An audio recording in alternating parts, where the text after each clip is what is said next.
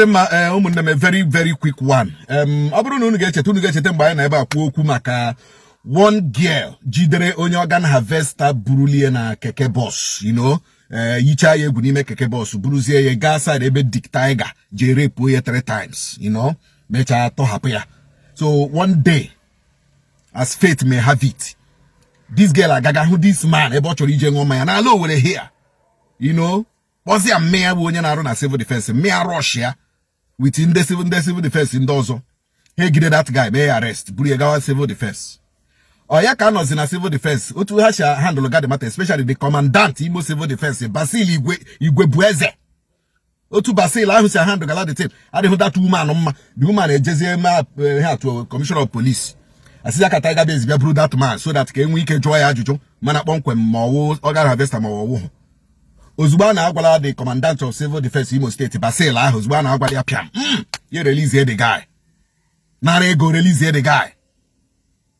Amami na gota. So ndị Tiger base ya police abịazi asị na the guy I release ele this and that. Ojikwa anyo show, ojikwa anyo mamani, ojikwa bobara, ojikwa mente n'imo. Release ya la. So within that period, we were waiting for the commissioner of police to do something, or probably when civil defense again. But what they went to do was to engage on campaign of calumny against my personality, against Nonsonpa. Commandant civil defense, maybe you don't know me. I'm not your ordinary journalist. I am not your average Nigerian journalist. Maybe you don't know. Basil Igwe bueze ka shoro genede. Let me show you. So how force the woman to come and confess. The woman had the bunk, na enwe ihe di otu ahụ dị na enwe ihe dị ka organ harvesting, na enwe onye repuru nwa ya, na onwe onye nwa ya ahụ. This and that and this. How force the woman because I see no buru na okwu here that ga-achụ ya n'ọrụ, na ga-achụ ya n'ọrụ civil defense. Look at the woman. The woman were ụjọ, were panic, were emechụọ ya n'ọrụ, mee gịnị kwuo na onwe ihe dị otu ahụ dị nụ. The woman unu mere ihe anọ, ọ ya wụ the girl. Otu ihe mere na unu amaghị ihe. Ana m agwa ndị civil defense. This woman now, unu bịara mee ihe anọ, ọ ya wụ the girl. Unu akpatụla agụ aka n'ọdụ. Kamgbe echi ka m nọ n'akwa, anọ na-akpọ m na-asị m nọ nso kwa biko melodan, hapụgodo okwu aka ya handle ya, hapụ okwu aka handle ya. You people have escalated this matter. Especially Basil Igwe bueze. I know Nerubole na owned as deputy commandant. And they got a University of Kedu Namdasikiwe and Bronu degree up here. We have got your data. IG data also package we gazaya Abuja. Kaitizie gezibo mon Nimo State. Aye tige mon legally Nimo State. Amamo ebo onye ebo. But the son name negotiate iwu onye Igbo. But ipaha onye Igbo. Let me play you the voice note of the lawyer GD's case so that you people understand exactly what we are saying.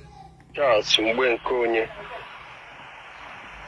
and I make a commissioner of police in Imo State for what he has done in respect of the petition, for what he has done in respect of the petition I wrote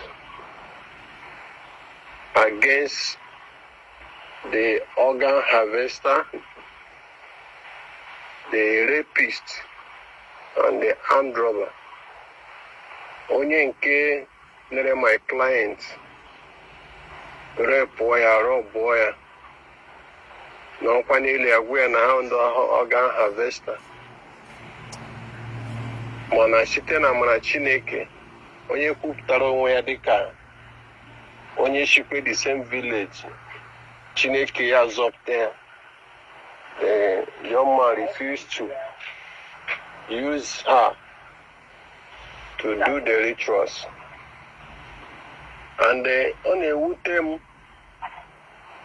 na ndị civil defense ndị nke gbatara ọsọ mee nwoke arrest,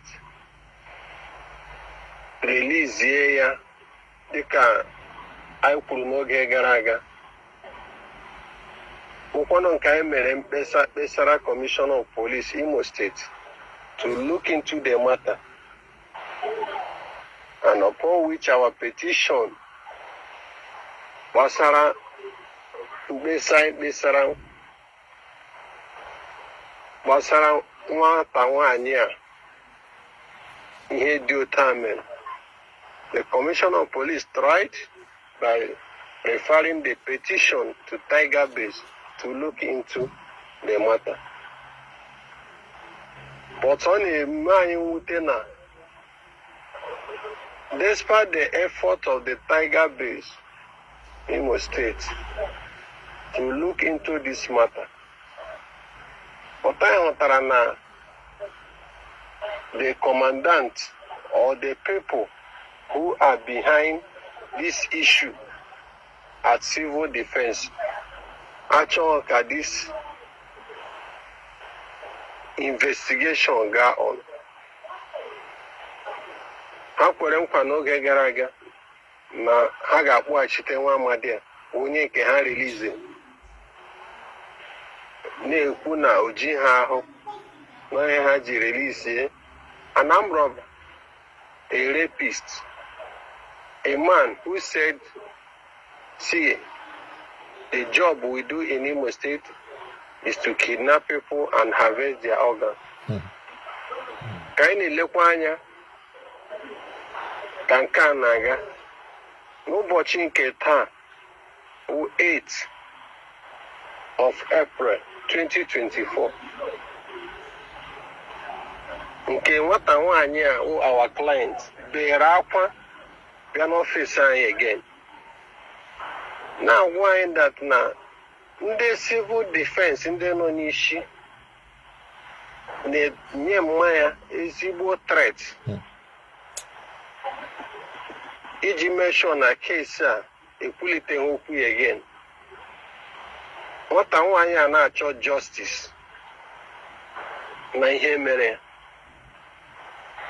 But o wutere anyị na they gave this woman condition dịka our client ji kọrọ anyị na ndị civil defense forced her mother to make a press release denying this incident. That nothing like that occurred. That nothing like organ harvester. Trying to see how to shade themselves from such a calamity, such crime. To the extent that the press went and published the press they had with this woman. Almost the whole newspaper in Imo State today. Everything the thing is online, which I'm going to send also and show where they interviewed this woman, showed her own picture, forcing the woman to say what is not true in the name of threatening her that she will lose her job. Oh. This lady came to our office crying, asking, seeking for justice. And we are begging the Imo State Commissioner of Police to strengthen the investigation of this matter, especially inviting those that are involved in this matter and making sure that the young man in question is brought to justice. Let the young man, let them demand from the civil defense to transfer the young man to Tiger Base or any other officer, the Commissioner of Police, wish to assign this matter for proper investigation. We are pleading the governor of Imo State to look into this matter, that our client is crying, seeking for justice, especially now that they are threatening her mother in her office because she's also a civil defense. We are begging Imo lights to look into this matter. Nobody knows. Onyoga which Okay. in such a situation. We are begging the Nigerians, begging the IG to look into this matter. That our client needs justice. And not only justice, justice for all. Thank you, sir. Odemma, because una holaya. Justice and equality is for everybody. Justice and equality is for everybody. So make this thing go viral. Imana the handle of National Civil Defense, we gotta get the civil defense. Imana handle happy ko tag ya this post. Buriaga Twitter. Let us ensure that basilica produced through that organ harvester. Let us ensure that basilica produced through organ harvester. Basilica ama hebo biara. I'm sorry, no, my hair bobber. I'm not the Imo State. Or they have way no Imo State corner. I get a chayoko. Until Yamata no Imo State corner. Let there be justice. Justice denied is justice delayed is justice denied. Thank you very much.